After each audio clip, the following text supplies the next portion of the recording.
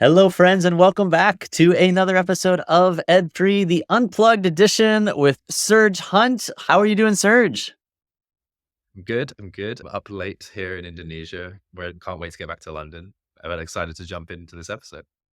Oh, I'm so excited. We love jamming on different topics each week, looking at the future of learning. And, we've talked a lot about AI. I think one angle that excites me about this technology is the ability to make us more human. So today we're going to talk a little bit about the teacher, the actual person in the classroom, and what this kind of means for them. And so, Serge, I'd love to throw it to you thinking about this concept of AI and new technology helping people build what they want for their classroom. And how could some of this technology maybe help teachers in their day-to-day lives? Sure. So what I'm seeing is more and more educators sort of picking up a very specific goal. Maybe it's to write a admissions letter for a young person with a young person to get into university, or plan their lesson. But there's kind of small things that teachers are doing with ChatGPT, which is to say, like, make me a prompt that will help me do this repetitive task, and make it way easier to do. So I think it starts there, and there's kind of going to there's kind of a sequence of complexity that a teacher can start interacting with to go from just prompt engineering to maybe even building whole bits of software custom for their learners in their context, or to solve a certain problem in their community or their area, right? And so I think that's just going to be a very interesting pathway that teachers can take from prompt engineering at stage one to, maybe I could learn how to make a very light piece of software and that wouldn't be too hard. Or I can change the existing piece of software with like ChatGPT. And I think that's just going to be really exciting to see more teachers become builders. Yeah, I think it's interesting, the spectrum, right? Like I could definitely see some teachers who they've been doing this for years, they got it down, they got their lesson plans. It's like, I don't need this. But I could also see this influx or teachers who are just interested in how could I save time or build something new, right? I think about Ethan Mollick, who writes a lot about higher ed and AI. And I've been following him for a long time because he actually started in entrepreneurship, which is what I used to teach. And so we would communicate about teaching entrepreneurship, and he did a lot of research there. But he's sharing, here's 5 prompts teachers can use, right? Here's a game that I built with AI. And I could definitely see some teachers becoming that. You're essentially creating the things other teachers are copying, pasting into their own classrooms. I could see the teachers who are trying it on their own. And then I could see the teachers who are like, I'm good. And Yep. that's probably great. That's probably fine, right? Like it's a tool for improvement if you need it. But I do wonder what that means, what a teacher becomes. What are your thoughts there? It's like you're not just now imparting knowledge, you're also an engineer in a way. Yeah, yeah. So I'm just pulling up a note about the 4 identities of teacher. And this is kind of some of Tiago Forte's thinking about the stages that everybody is kind of becoming a teacher in a world of AI, Mm, and in a world where we know that like continuous learning or like lifelong learning is this really important thing. You know, at City as a School, I've been basically writing landing pages and like developing trainings as well to help teachers to think about themselves as lifelong teachers. If it's the case that young people are going to need to reskill every 4 years, well, then teachers are going to have to become like lifelong teachers and then therefore reskill every 4 years or so. And so, one way to think about this sort of progression from basic prompt engineer through to whatever the end of this is this 4 identities model, which is basically teachers becoming reporters. So this is kind of like stepping into the creator economy. Like, hey, I found this information and I'm just going to regurgitate this stuff to you. Um, Look at ChatGPT. I'm now the reporter of this information to more people. Either just in person or like they create a social media account, start a YouTube channel or something. And then you might see them become an expert at that thing. And then they're the expert teacher in the room. And everyone's going, hey, you're the expert teacher on ChatGPT. We should all come to you. And like, um, you know, stepping into this new role, this new identity as a teacher. And you already have this with like teachers who are the experts at maths or the experts at science or something, right? And then they start becoming mentors. And so they can start teaching other teachers around them, and then like unlocking their ability to be able to do this. And then past being a mentor where, they probably already have more content underneath them because they've been continually reporting as a creator. They've already like done some workshops outside of their school or something. They've stepped into this new role of like, hey, that guy from that school is the chat GPT guy. You should go speak to them. Then coming into mentorship, they might become a role model. And this is kind of, I think this is where the very interesting thing happens in a world of AI and teachers, where let's say we can train a chatbot to speak back to you like Socrates. We train it on everything that Socrates has ever said. And then it's like any student can interact with this chatbot and essentially have Socrates interfacing with them and asking questions about philosophy. And teachers who become role models, this fourth stage teacher identity, kind of have to compete with this in some interesting way. So some teachers might want to do this and take the task up and be like, yeah, sure. I want to be like, I want kids in my area to be like, I want the Mr. Meyer, the Scott chatbot versus the Socrates chatbot. Right. And so personality, character, like domain specific knowledge are going to become super important. And then other teachers going to be like, no, I'm happy being a reporter. Like I like kind of just being a creator and like running a YouTube channel or something. Mhm. Yeah, no, it's fascinating to think, and I think I read a really interesting post from Richard Branson this week.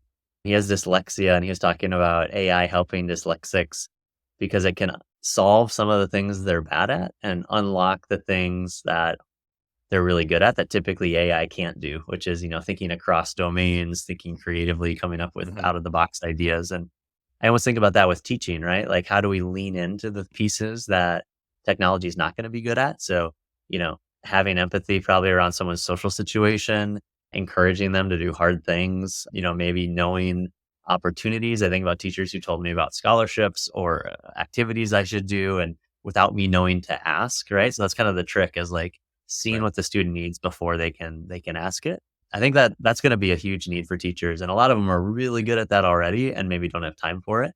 And so this might be a way that they can become more of that, maybe role model, or maybe just, I guess, like an empathetic human in the class. So I think it's an interesting world. Have you seen any tools out there? I guess I can share one right off the bat that I am seeing teachers kind of entering this world of building. So our friend Bodo has Knowledge AI, and it's such an interesting use case he shared that teachers are recording the classes on their phone.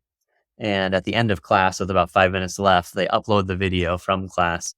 And then after about 3 minutes, it spits out essentially a transcript of what was talked about, flashcards from all the things discussed, any terminology that was mentioned with definitions.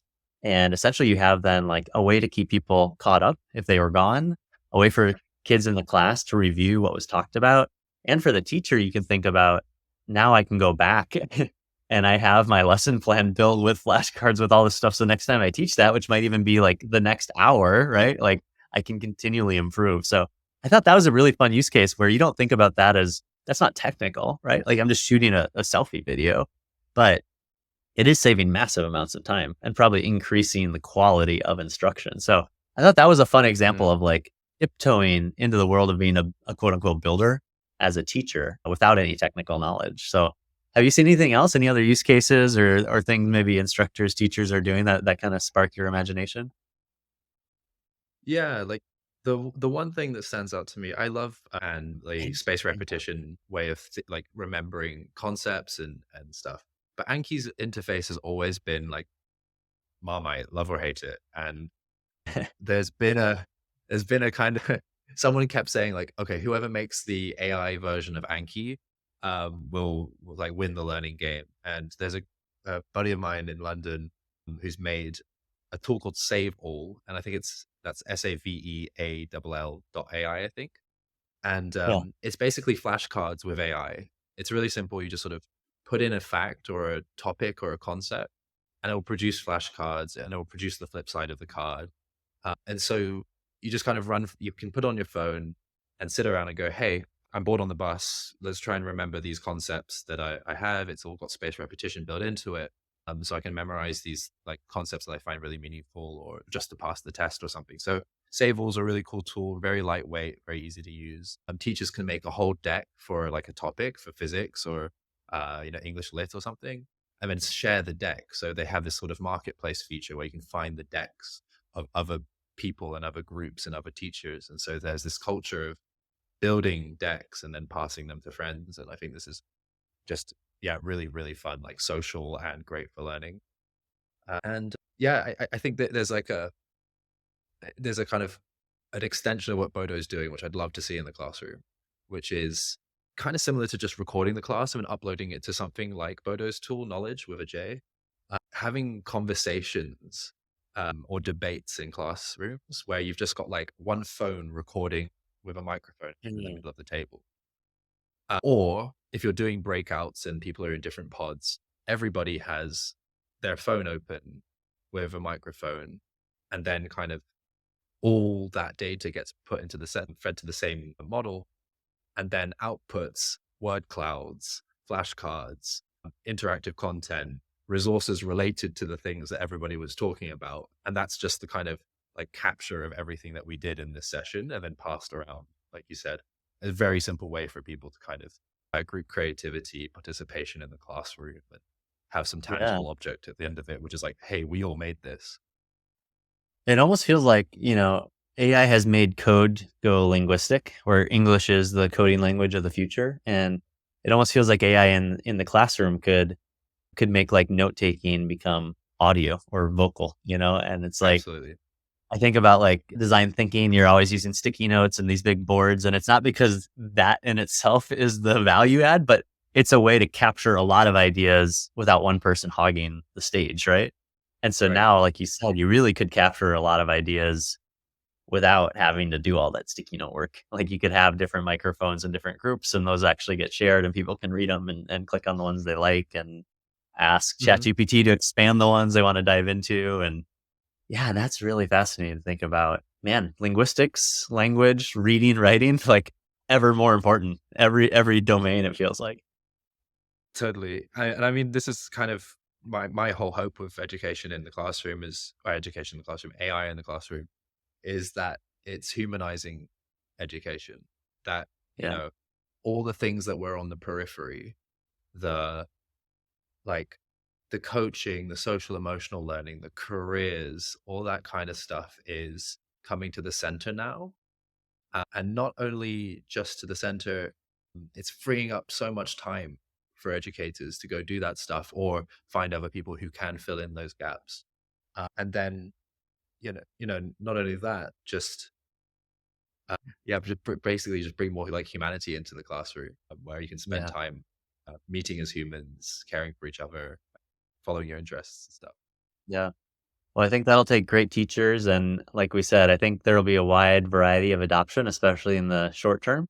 But we're excited to see teachers who are exploring the edges. We get a chance this week to do a webinar with a few teachers who are kind of doing that, and we'll kind of share our findings. So for everyone listening, you can find all the links we referenced at ed3.gg. We'll put those up so you can download some of those tools we were talking about and explore them a little bit.